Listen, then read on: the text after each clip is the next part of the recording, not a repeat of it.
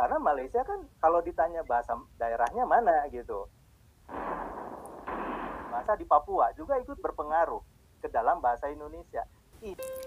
Halo para penonton historikul, apa kabarnya? Salam minasan, militan nasionalis dan santuy.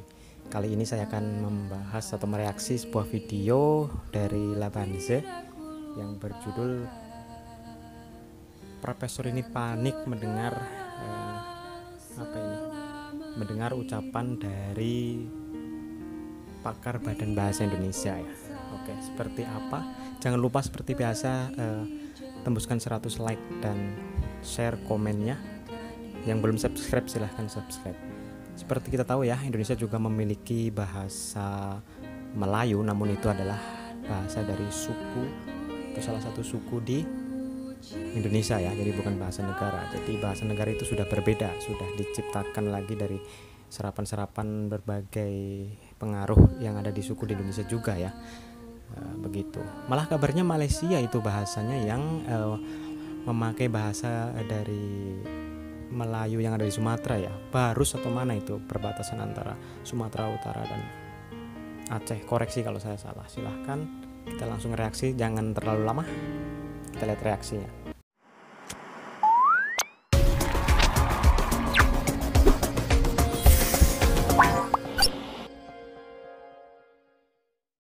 Bahasa-bahasa di Papua juga ikut berpengaruh ke dalam bahasa Indonesia.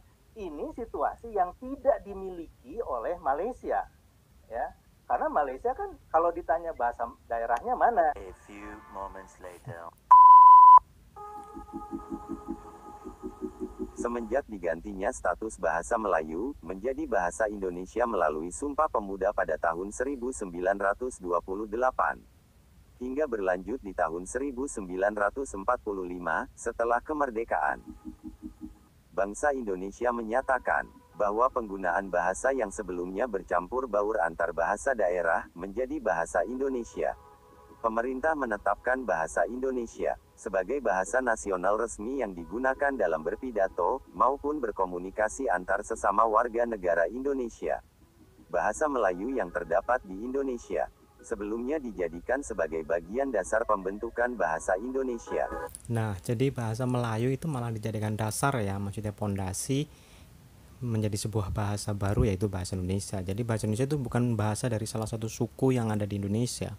Jangan salah. Jadi itu bahasa baru agar adil gitu. Dari masing-masing suku tidak merasa dijawakan atau tidak merasa dimelayukan atau tidak merasa dimelanesiakan atau bagaimana dan sebaliknya ya. Jadi membuat bahasa baru atas kesepakatan bersama untuk digunakan sebagai bahasa persatuan. Oke, lanjut. Namun berbeda persepsi dengan profesor-profesor di Malaysia yang menganggap bahasa Indonesia adalah bahasa Melayu. Yang perlu diperhatikan adalah bahwa bahasa Indonesia merupakan gabungan dari sekian banyak bahasa yang terdapat di seluruh pelosok penjuru Indonesia, termasuk beberapa bagian dari bahasa asing. Hal ini dikarenakan bahasa Melayu kurang begitu dipahami oleh orang-orang yang berada di luar wilayah Melayu tersebut. Maka dari itu, sebagian besar warga Indonesia pastinya menolak bahasa Indonesia disebut bahasa Melayu. Perlu diketahui bahwa bahasa Indonesia bukanlah merujuk dari bahasa yang berakar dari bahasa Melayu Malaysia. Dalam pembentukan bahasa Indonesia, tidak sedikit pun menyinggung atau mengadopsi akar bahasa dari Melayu Malaysia. Berikut pernyataan dari Profesor Endang Aminuddin Aziz.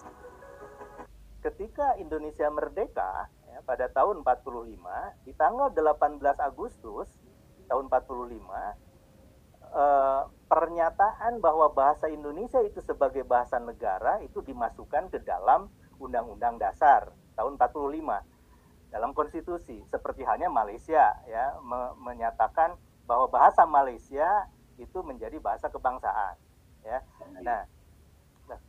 Nah ini saya baru tahu kalau kemudian pada tahun 86 tadi disampaikan oleh Prof. Kamarudin itu berubah menjadi istilahnya menjadi bahasa Melayu gitu ya. Baru kali ini saya tahu. Nah, sementara ya bahasa Indonesia ini berkembang, jadi titik tolak perkembangan bahasa Indonesia itu sebetulnya adalah ketika tahun 28, kemudian berlanjut pada tahun 45 ketika merdeka, Kemudian berkembanglah kebahasaan Indonesia, kesastraan Indonesia yang relatif berbeda dengan perkembangan bahasa Melayu, ya, sebagai bahasa asalnya, ya, sebagai bahasa induknya. Nah, bahasa Indonesia itu berkembang, saya menyebutnya jauh melebihi. Nah, ini lagi dijelaskan ya sama Profesor Indonesia ya di depan Profesor Malaysia ya. Jadi menerangkan bahwa Indonesia itu bahasanya beda, memang akarnya memang dari Melayu begitu. Oke, kita dengarkan lagi. Muasalnya begitu, ya. Karena bahasa Indonesia itu setelah penetapan status, ya, perencanaan statusnya diangkat menjadi bahasa negara, itu dikembangkan korpusnya. Nah, melalui korpus ini kami punya mengembangkan kamusnya, mengembangkan ejaannya, mengembangkan tata bahasanya, begitu. Yang semuanya ini kami sebut dalam nama bahasa Indonesia.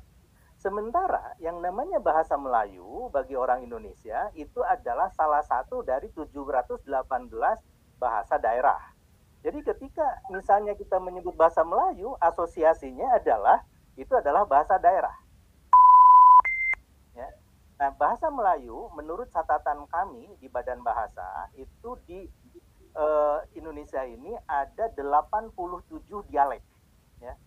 Jadi bisa dibayangkan dari barat sampai ke timur, ini bahasa Melayu ini sudah banyak sekali ragamnya, gitu ya. Perbedaan dari masing-masing dialek juga kelihatan gitu. Nah, ada 87 ragam dialek bahasa Melayu.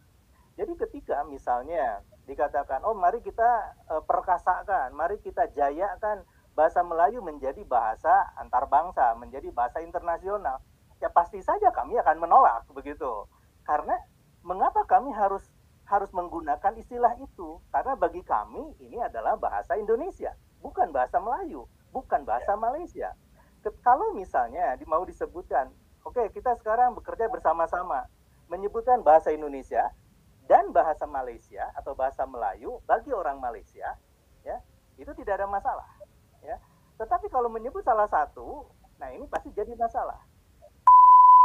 Seperti halnya pengakuan, ya, dan pernyataan langsung dari Perdana Menteri, ya, Malaysia waktu hari Jumat bertemu dengan Presiden Joko Widodo mengatakan Presiden Joko Widodo sudah bersetuju. Ya, kami tentu saja kelimpungan, ya. Kami bingung gitu. Dari mana ini asalnya? Karena ternyata Menteri Luar Negeri pun mengatakan memang ada usulan itu, tapi akan kami pelajari, ya, secara mendalam. Kemudian pada hari berikutnya, minggu berikutnya, Menteri Pendidikan kemudian, ini lagi diterangkan teman-teman, jadi profesor dari Malaysia itu langsung kicep, diem ya. Saksikan lagi terus. Riset dan Teknologi secara resmi mengatakan penolakan, ya. Nah, ini sesuatu yang wajar. Karena apa? Masalah harga diri, ya, bangsa Indonesia kok kenapa tiba-tiba gitu mengusulkan bahasa Melayu. Bagi kami ya pasti akan harus bahasa Indonesia. Tentu kalau misalnya usulannya itu dua-duanya gitu, ya, bahasa Indonesia, bahasa Melayu, mungkin tidak akan terlalu panas, ya, reaksinya gitu. Itu yang pertama. Yang kedua, perkembangan bahasa Indonesia itu berbeda dengan perkembangan bahasa Melayu yang di Malaysia, ya. Bahasa Indonesia itu menyerap istilah untuk pengayaan kosakatanya, vocabulary-nya tadi, seperti Prof. Ari katakan, itu dari bahasa-bahasa asing, ya, apakah itu bahasa Inggris, bahasa Belanda, bahasa Portugis, bahasa Arab, bahasa Cina, bahasa Jepang, dari berbagai banyak bahasa. Nah, itu satu sisi. Di satu sisi lain, pengayaan kosakata ini terjadi dari ratusan bahasa, ya, mungkin belum semua, belum 718-nya gitu, ya, dari ratusan bahasa yang ada di Indonesia. Itu sebagai bahasa-bahasa daerah. Nah, yang terutama mempengaruhi itu adalah bahasa Jawa misalnya, kemudian bahasa Sunda, ya, kemudian bahasa Madura, bahasa Banjar, ya, dan juga bahasa-bahasa yang lain, ya, yang ada di Indonesia. Bahkan mungkin bahasa-bahasa di Papua juga ikut berpengaruh ke dalam bahasa Indonesia. Ini situasi yang tidak dimiliki oleh Malaysia, ya, karena Malaysia kan kalau ditanya bahasa daerahnya mana gitu.